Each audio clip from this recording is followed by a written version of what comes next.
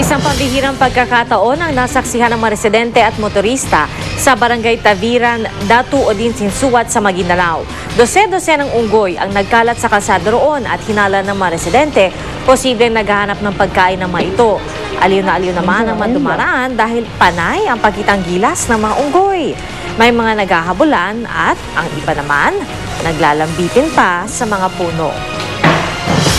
Nasa bansa ngayon ang head ng Peace Panel at Chief Negotiator ng National Democratic Front o NDF na si Luis Alandoni. Umuwi si Alandoni kasamang misis na si Connie Ledesma matapos siyang payagan ni Pangulong Noynoy Aquino na bumalik ng Pilipinas mula sa kanyang self-exile sa the Netherlands. Nais daw kasi ng Pangulo na magkaroon na ng tunay na usapang pangkapayapaan sa NDF. 2 linggo lamang mananatili sa bansa si Alandoni. Natutuwa raw siya sa nakatakdang pagpapatuloy ng peace talk sa Pebrero ng susunod na taon, pati nasa tigil putukan ngayong Kapaskuhan. Umaasa rin daw siyang mapapalaya na ang Morong 43. Kinumpirma rin ni Alandoni na buhay pa at nasa maayos na kalagayan ang tagapagsalita ng NPA na si Ka Roger Rosal. Pero tumanggi si Ka Roger na lumabas sa media dahil sa usaping pansiguridad. Hindi biro magpaganda ng kotse lalo na kung panlaban ito sa car show. Pero sa mga car enthusiast, baliwala ang gastos kung ito talaga ang hilig mo. Nakatutok si Sirian Aguho. Kung mahilig ka sa kotse, tiyak magsasawa ka sa katitingin sa bumper-to-bumper car show sa Bonifacio Global City, Taguig. May bago. Luma. 4x4. At kung ano-ano pa. Pero lahat nakasetup. May Elmo inspired. Hello Kitty. At SpongeBob. Kung akala nyo nasa sala ako ng isang bahay, nagkakamali kayo dahil nasa loob ngayon na isang customized van na tinatawag nilang Mobile Entertainment and Office Center. Meron itong flat screen TV, meron itong DVD player, KTV para sa mga mahilig kumanta, portable toilet at Wi-Fi. Iba't ibang car groups ang kalawak dito.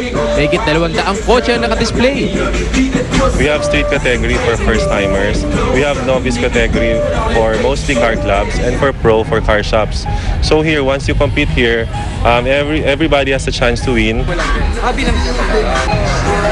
Si Philip Laude kasali sa pro category.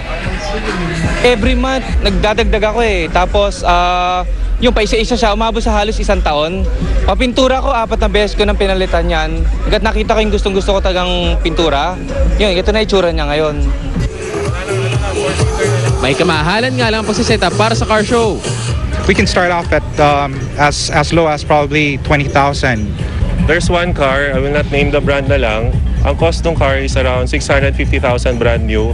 Cost ng setup na is around 1.8 million pesos. Yeah, it's not formal. It's more of an event born of passion and of course fun.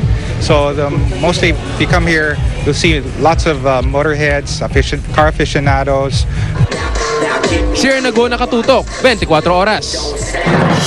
Nagsama-sama kanina ang ilang empleyado ng GMA Network at iba't ibang kumpanya para tamnan ng puno ang isang nakakalbong bundok sa Rizal. Nakatutok si Rauna Crisostomo.